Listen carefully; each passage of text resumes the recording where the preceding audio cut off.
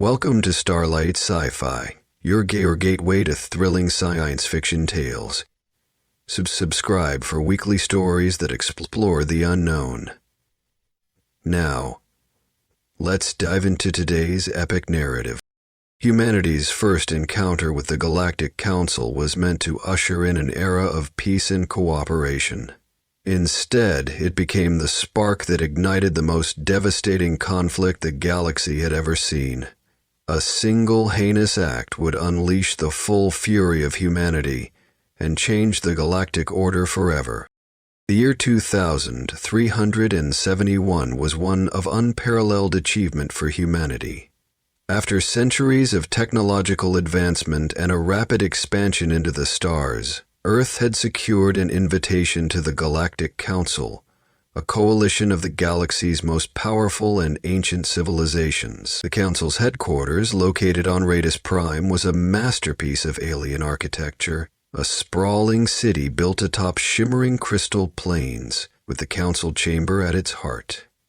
This structure, a towering spire of black and silver, symbolized unity and dominance, an ever-present reminder of the Council's supreme authority over the galaxy. Humanity's inclusion in this revered assembly marked the culmination of years of persistence. Diplomats had worked tirelessly, scientists had proven Earth's capability with groundbreaking advancements, and humanity's fleets had demonstrated their resilience in defending their colonies from opportunistic alien aggressors. It wasn't a unanimous decision to admit humanity. Debates had raged among the Council's members. Some viewed humans as resourceful and adaptable, while others considered them reckless and dangerously ambitious. In the end, pragmatism won. Humanity was too influential to ignore. Ambassador Elias Voss, chosen to represent Earth, carried the weight of an entire species on his shoulders.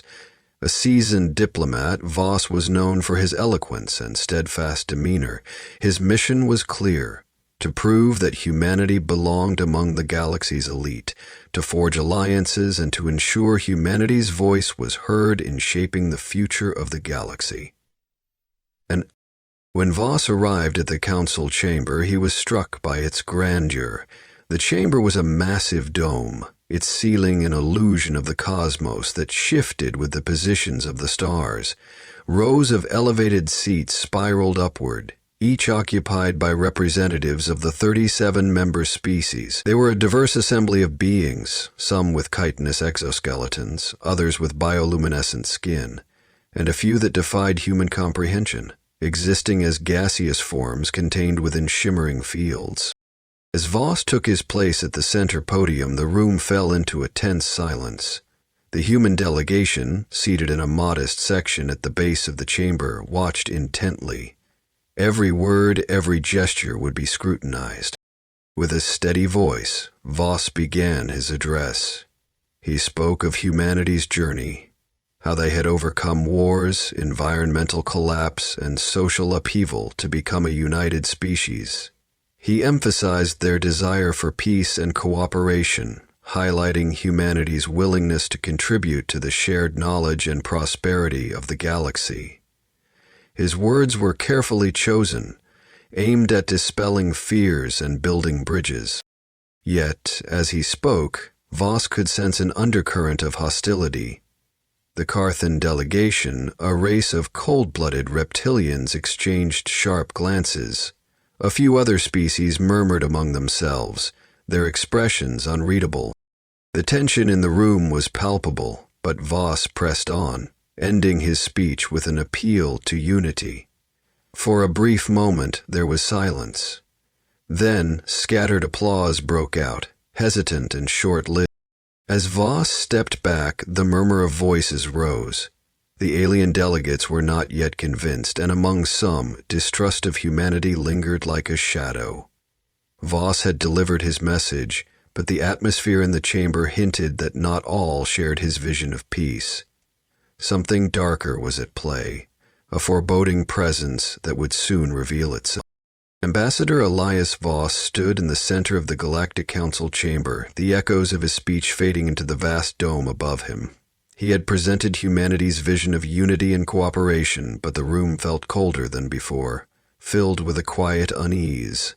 Though some species had responded with muted applause, many had remained silent, their eyes fixed on Voss with a mixture of suspicion and disdain. The humans, it seemed, had not won over the room.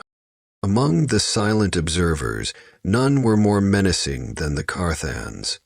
A reptilian species with scaled, sinewy bodies and piercing amber eyes, the Carthans had long been known for their cunning and cruelty. Their empire was one of the oldest and most influential within the Council, and they prided themselves on their dominance in matters of war and diplomacy.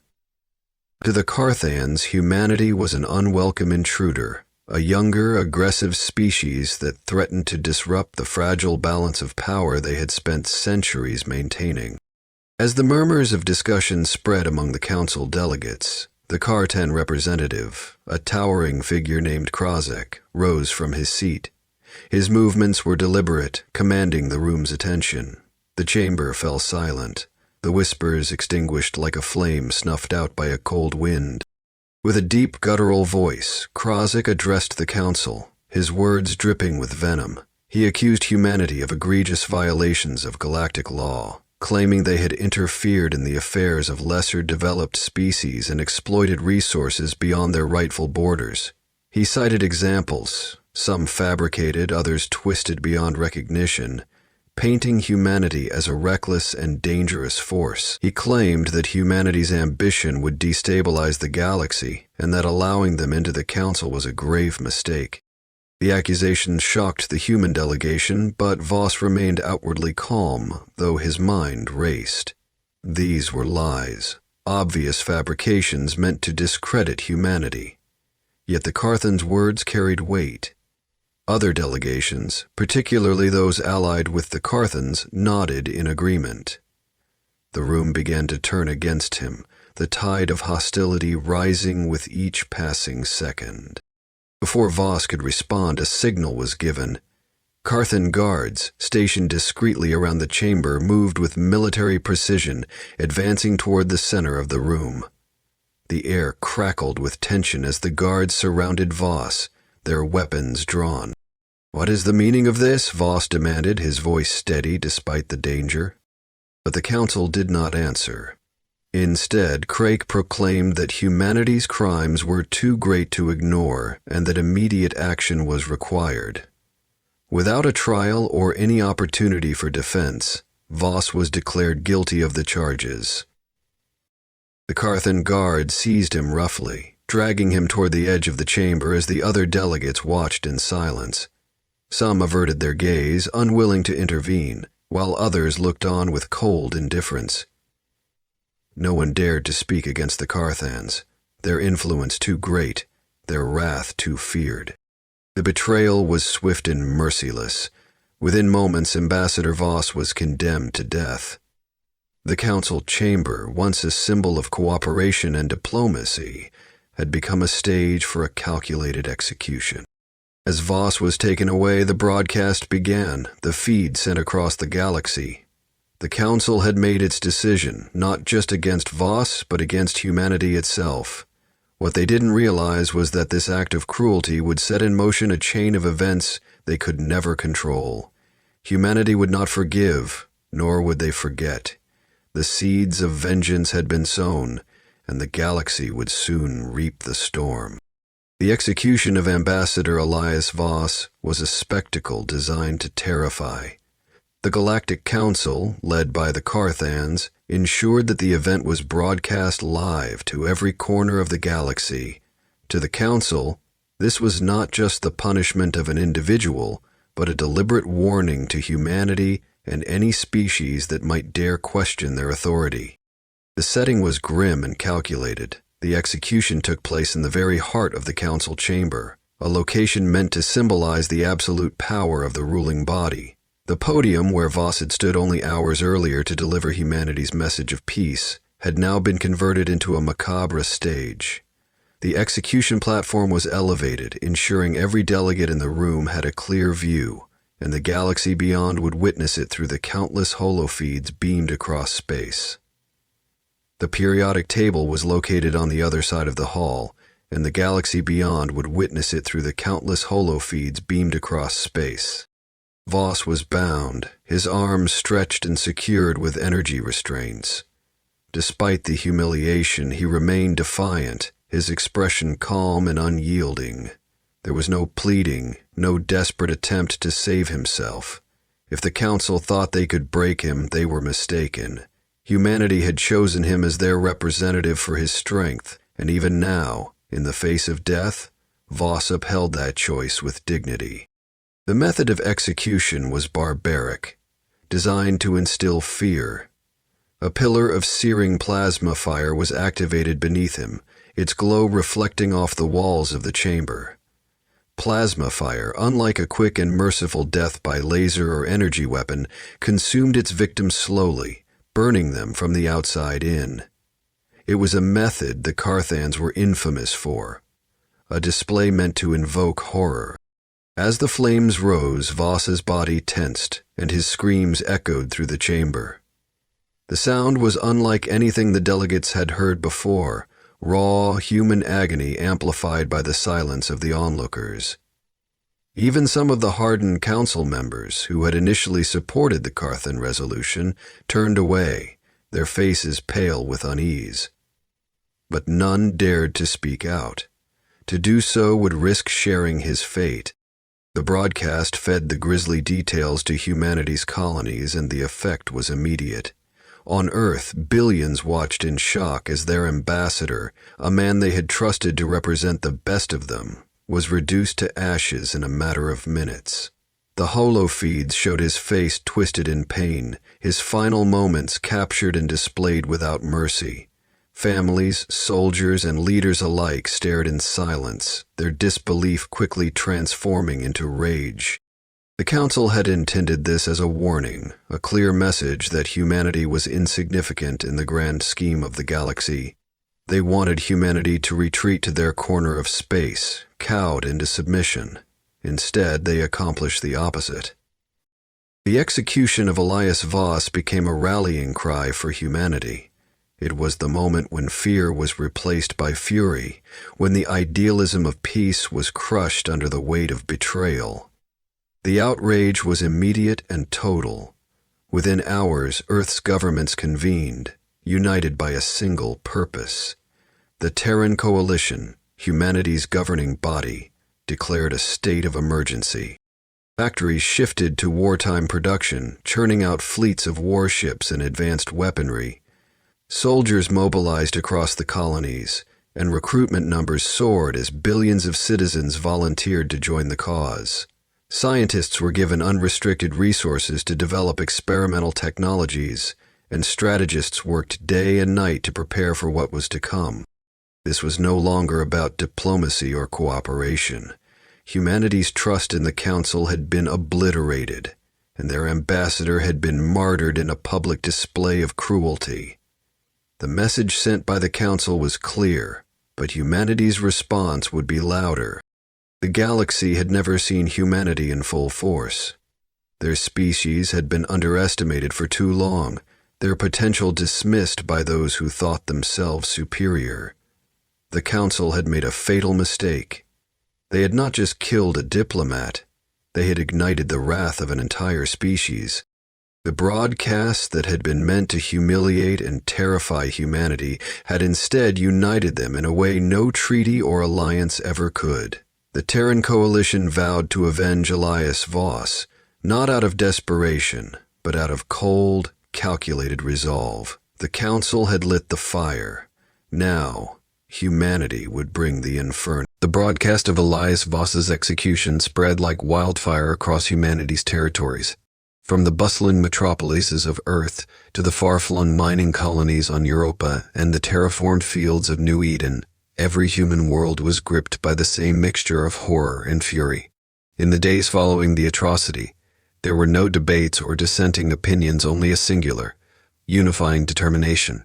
Humanity would respond, and the galaxy would never forget it. The Terran Coalition acted with speed and precision. Formed decades earlier as humanity's unified government for interstellar affairs, The coalition had always maintained a wary stance toward the Galactic Council. While peace had been the official goal, humanity had quietly prepared for the possibility that diplomacy might fail. Now those preparations were called into action. The coalition's first move was to declare a state of total war. Factories across human-controlled space pivoted overnight to wartime production. Civilian industries were repurposed for military needs, producing weapons, ammunition, and starship components at an unprecedented rate. Massive shipyards in orbit around Mars and the asteroid belt began assembling entire fleets of warships, some of which were experimental designs never intended for actual deployment. Humanity's technological ingenuity, honed by centuries of necessity and survival, was unleashed without restraint.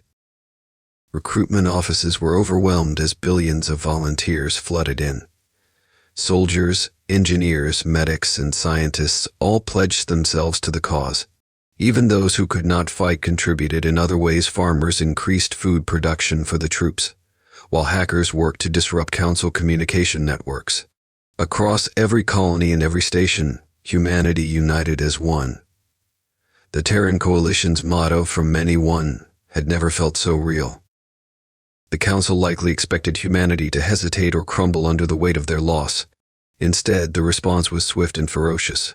Within weeks, the first Terran fleets began their campaigns. These were not the cautious skirmishes of a species testing its strength, but full-scale, coordinated attacks designed to cripple the Galactic Council's infrastructure. The initial targets were Council supply lines and communication hubs. Using advanced stealth technology developed in secret, humanity's ships struck without warning. Entire convoys vanished, their precious resources stolen or destroyed. Council outposts, long thought untouchable, were reduced to smoking rubble. The human fleets operated with a precision that left their enemies stunned. What set humanity apart wasn't just their adaptability, but their willingness to innovate under pressure. Terran engineers introduced weapons and tactics that the Council had never encountered. From electromagnetic pulse devices that disabled entire fleets to self-repairing drones that overwhelmed defenses, humanity fought with an ingenuity born of desperation and vengeance. Perhaps most shocking was humanity's willingness to sacrifice for victory. At the siege of Victar Station, a human fleet deliberately detonated their warp cores to destroy a far larger Carthan armada. The message was clear: humanity would go to any lengths to win this war. As the campaign continued, cracks began to show in the Council's facade of dominance. Their fleets, though larger and more advanced, were designed for maintaining order, not for fighting a determined, unpredictable enemy. The unity of the Council's member species began to falter as smaller nations questioned whether the Carthans' decision to execute Voss had been worth the cost. Back on Earth, the Terran Coalition remained resolute. The Council had lit the fuse, and now humanity was the explosion. The war was no longer about diplomacy or even survival. It was about justice, vengeance, and ensuring that no one would ever again doubt humanity's place in the galaxy. In the eyes of humanity, the Galactic Council had made a fatal error. They had assumed that burning Elias Voss alive would send a message of fear. Instead, it had sent a rallying cry. And now, humanity would ensure that the Council understood the price of their cruelty. This was not just a war, it was a reckoning. The galaxy had underestimated humanity, and it was a mistake they would come to regret. As the war escalated, the Terran Coalition's relentless assault began to reshape the galactic balance of power. What the Council had seen as a species on the verge of collapse turned out to be a force unlike anything they had ever encountered, a force born from centuries of struggle, innovation, and unrelenting willpower. Humanity's early victories, though significant, were just the beginning. The Terran Coalition had a strategy: strike where it hurt the most. Council supply routes were dismantled, key resource worlds were seized, and advanced weapons depots were raided. The once stable infrastructure of the Galactic Council crumbled as Terran fleets struck with surgical precision, vanishing before reinforcements could arrive. Humanity's tactics were unpredictable and devastating. One of the most daring operations came in the form of Operation Silent Dagger. Using prototype cloaking technology, a Terran strike force infiltrated a heavily guarded Carthan shipyard on the planet Thraxis. This facility was responsible for producing the Council's most advanced warships, massive dreadnoughts that had once symbolized their dominance. In a single night, the humans sabotaged the shipyard, causing catastrophic explosions that destroyed the dreadnoughts under construction. The sight of flaming wreckage cascading into Thraxis's atmosphere was broadcast across the galaxy, a vivid symbol of humanity's defiance. Meanwhile, Earth scientists pushed the boundaries of innovation. Terran engineers developed the Ragnarok cannon, a weapon capable of disintegrating entire fleets with focused energy bursts. When deployed at the Battle of Lero's Nebula, a single Ragnarok-equipped battleship annihilated an armada of 20 Council vessels in moments. The display of raw power sent shockwaves through the Council's ranks, eroding their confidence and instilling fear in their allies. But humanity didn't stop at weaponry. The Terran Coalition's cyber warfare teams launched a series of devastating attacks on the Council's communication networks. Vital transmissions were intercepted or rerouted, battle plans were leaked to human commanders, and chaos spread throughout the Council's forces. Council fleets often found themselves ambushed, outmaneuvered, or rendered inoperable as their systems were overridden by human hackers. The psychological toll of the war began to weigh heavily on the Council. The Carthans, once seen as unshakable in their dominance, were losing their grip on power. Their allies, many of whom had joined the Council out of fear rather than loyalty, began to falter. Smaller member species quietly withdrew their fleets, unwilling to sacrifice their resources for a war that now seemed unwinnable. Despite their losses, the Council attempted to regain control. They deployed their most elite forces, including the dreaded Drakathan Legion, a mercenary army feared for their ruthlessness, but humanity's resolve proved unbreakable.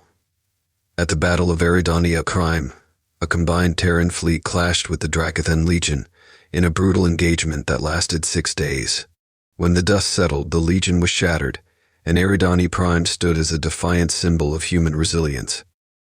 The turning point of the war came not just from humanity's victories, but from the realization spreading among the galaxy's species.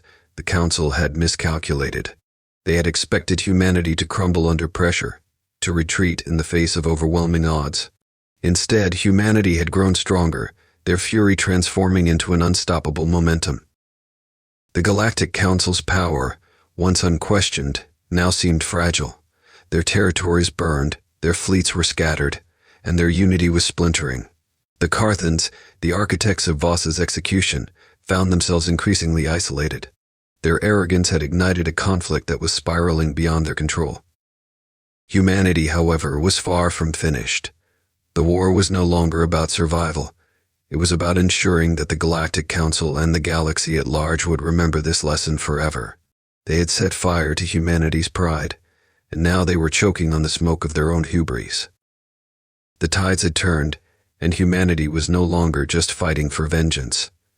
They were reshaping the galaxy, one battle at a time. The Carthans, once the most feared and powerful faction within the Galactic Council, now stood on the brink of ruin. Their homeworld, Carthus, a jewel of towering obsidian spires and endless oceans, was a symbol of their dominance. For millennia, they had ruled with an iron grip, their empire held together by fear and ruthlessness. But now, the Terran Coalition had set its sights on the very heart of their power. Humanity's strategy was as bold as it was ruthless: break the Carthans, and the Council would collapse. The Carthans' fleet, though vast, had been steadily worn down by months of relentless Terran assaults. Their resources were dwindling, their territories under constant attack, and their allies were abandoning them. The once proud empire was isolated, its aura of invincibility shattered. The Terran Coalition's High Command launched Operation Iron Flame, a multi-pronged assault designed to cripple the Carthans permanently. The plan was ambitious, but humanity had perfected the art of doing the impossible. A fleet of over 300 Terran warships, supported by advanced stealth frigates and experimental Ragnarok-class battleships, converged on the Carthus system. The operation's goal was not just to conquer, but to send a message that would echo across the galaxy: humanity would not be trifled with. The Carthans, desperate to protect their homeworld, had assembled their remaining fleets in the system. It was a formidable defensive force, with thousands of ships, orbital weapons platforms, and ground-based planetary cannons. They were prepared to make their final stand. The battle began with a calculated display of human ingenuity. Terran fleets deployed decoy drones in jamming fields to confuse the Carthan defenses. As the Carthans scrambled to respond, stealth frigates infiltrated their ranks, deploying EMP bursts that disabled key ships and stations. Chaos erupted as Carthan forces struggled to maintain cohesion, their communications disrupted by Terran cyber warfare teams. Then the main Terran fleet struck. Waves of warships unleashed devastating salvos of kinetic slugs, plasma torpedoes, and Ragnarok cannon blasts. The Carthan ships, though heavily armored, began to crumble under the relentless assault. The Terran fleet moved with precision, exploiting every weakness and adapting to every countermeasure. As the battle raged in space, humanity's ground forces launched their assault on Carthus itself. Orbital bombardments targeted military installations, while drop pods delivered elite Terran shock troops to the surface. The Carthans, accustomed to being the aggressors, now found themselves fighting for survival. The Terran soldiers were relentless, equipped with advanced exosuits and weapons designed for urban warfare.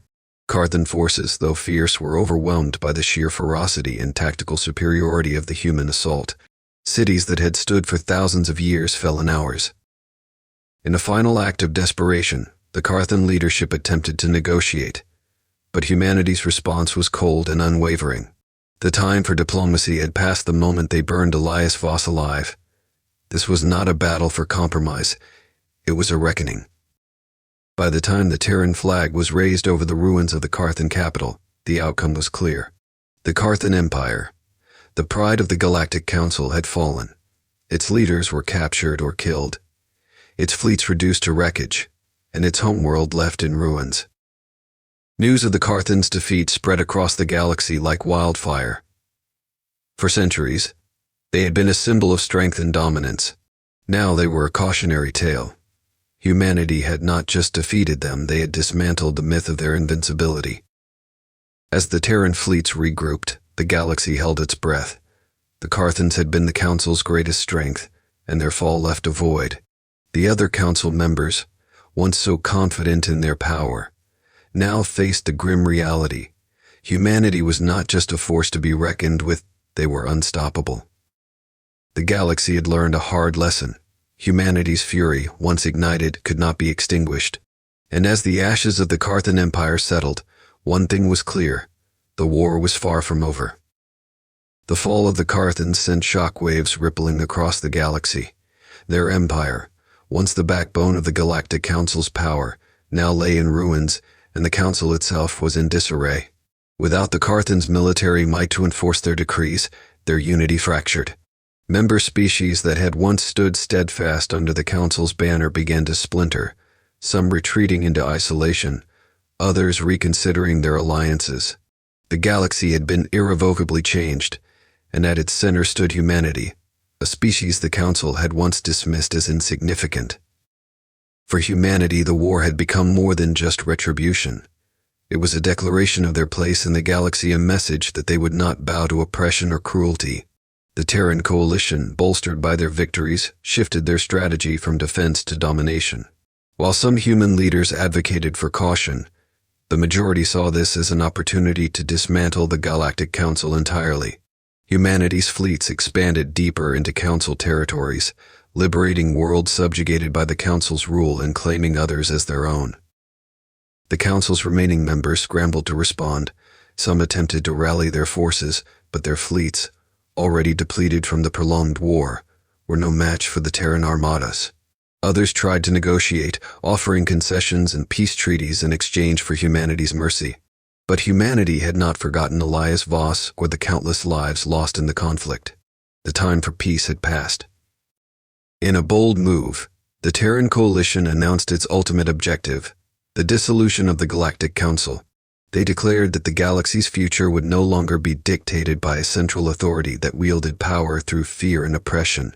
Instead, humanity proposed a new system, one where every species could govern themselves while cooperating as equals in a galaxy-wide coalition. It was a vision rooted in humanity's own history of overcoming division and uniting for a greater purpose. The final days of the war were marked by humanity's triumphs. One by one, the Council's core worlds fell. The Coalition's forces, now numbering in the millions, moved with unmatched precision and efficiency.